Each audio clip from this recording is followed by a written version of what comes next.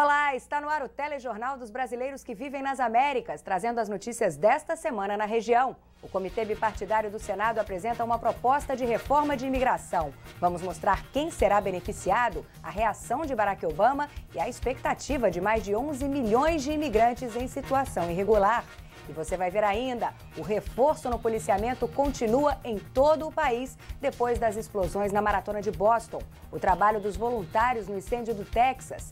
A derrota da emenda para controlar a venda de armas. Como os cortes no orçamento do governo afetam a vida dos moradores. E as dicas para manter o corpo jovem por fora e por dentro.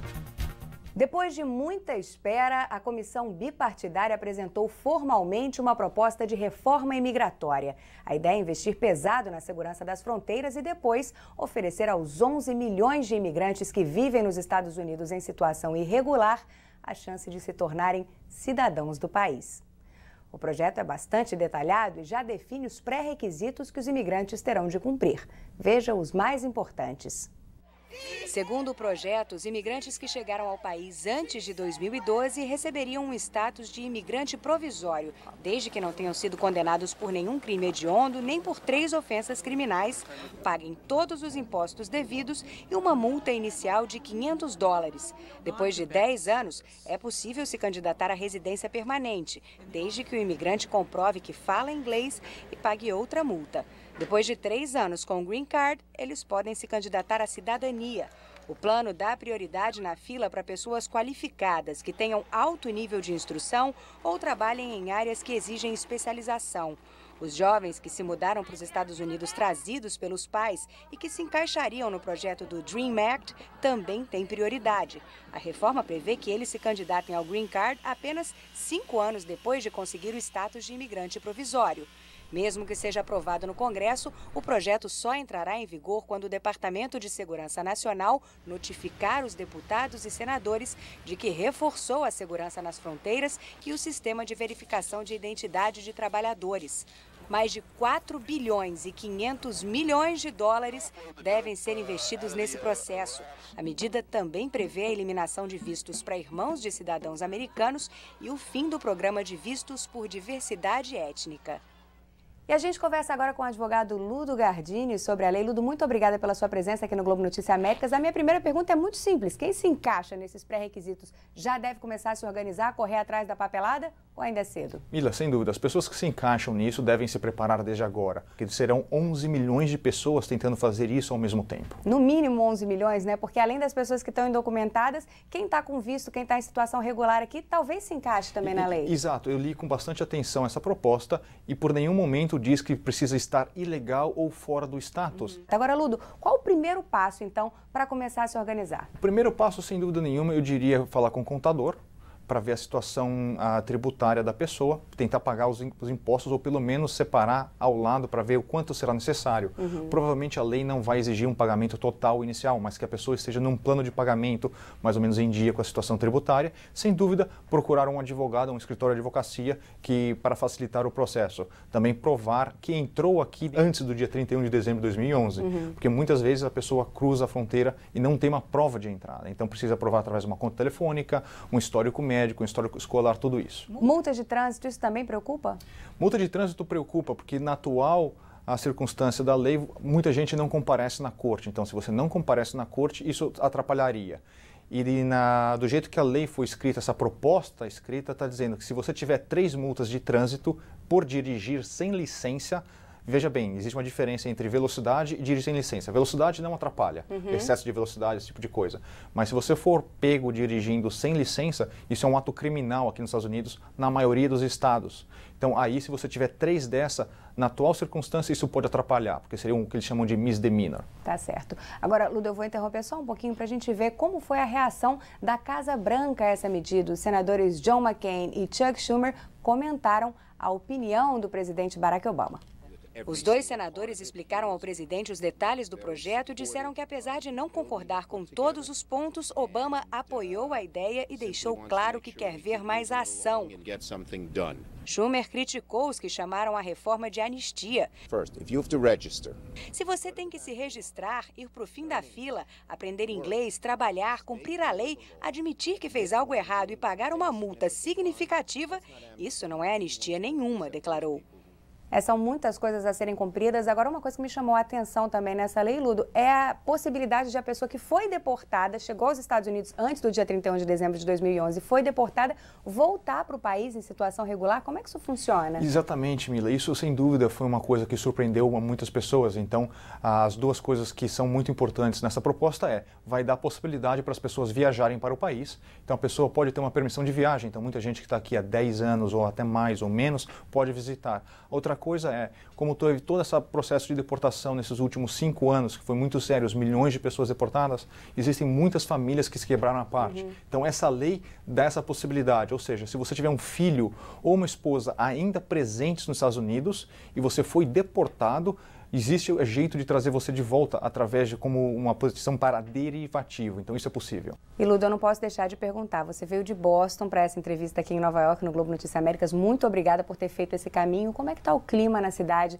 depois dessas duas explosões na maratona de Boston? Mila, existe um clima entre tristeza e cooperação. Então, ao mesmo tempo que o pessoal está triste e tem toda essa angústia dessa tragédia que ocorreu, existe também um outro clima de solidariedade entre as pessoas, de vamos ajudar, vamos tentar. Mas a gente espera que essa tragédia não venha afetar a cidade. E o clima agora é mais solidariedade do que qualquer outra coisa. Tá certo. Ludo, muito obrigada pela sua presença aqui no Globo Notícias Américas. Bom, e falando nesse assunto, a maratona de Boston, a segurança foi reforçada em todo o país por causa das explosões. Na capital, Washington, o policiamento ostensivo começou já na segunda-feira. O trabalho de vigilância pelas câmeras da cidade foi intensificado pelo Serviço de Inteligência do país. Nos eventos esportivos também houve reforço na segurança. Lixeiras que poderiam esconder explosivos foram retiradas. Em Nova York, o prefeito disse à população que fique tranquila. Ainda assim, mais policiais foram para as ruas e o mesmo esquema continua mantido em Chicago, Atlanta e Los Angeles. A fiscalização de correspondências a autoridades americanas também aumentou depois que foram interceptadas 2 cartas com a substância tóxica ricina endereçadas ao presidente Barack Obama e ao senador Roger Wicker. Paul Kevin Curtis, do Mississippi, identificado como o autor das cartas, foi preso. A solidariedade da população de Boston foi fundamental para salvar a vida de muitas vítimas dessa tragédia. O mesmo se viu no Texas depois que uma explosão em uma fábrica de fertilizantes causou mais mortes. A cidade de West, onde a fábrica funcionava, tem apenas 2.800 habitantes. Não tem sequer um departamento de polícia ou um corpo de bombeiros. Todos os bombeiros da cidade são voluntários. Eles têm outros empregos e não recebem para combater as chamas. Arriscam a vida para proteger a cidade. Na tragédia da noite de quarta-feira não foi diferente. Os heróis receberam os agradecimentos dos moradores. Um dia vergonhoso para Washington. Assim, o presidente Barack Obama classificou a última quarta-feira, quando o Senado vetou a emenda para aumentar a checagem dos antecedentes criminais de quem compra armas. Apesar de 90% da população serem a favor da medida, apenas 54 senadores seguiram essa opinião. Para a emenda ser aprovada, eram necessários 60 votos. Hoje foi dia de eleição no Paraguai. Na semana passada, os venezuelanos elegeram Nicolás Maduro presidente do país. Vários protestos aconteceram ao longo da semana numa reação à vitória por uma pequena margem.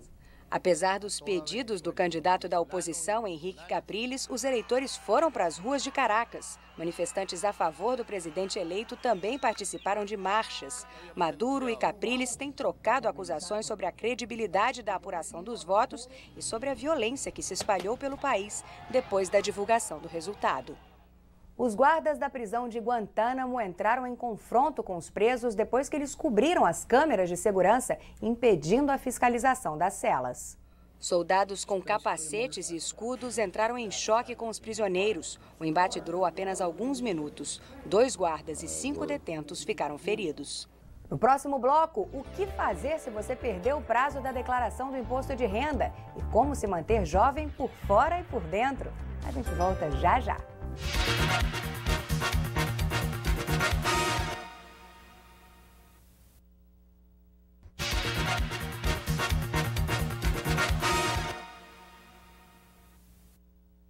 Os brasileiros que moram nos Estados Unidos sabem que uma das coisas mais complicadas de se entender é o sistema de saúde americano. Mesmo para quem tem plano, a conta do hospital é sempre uma surpresa.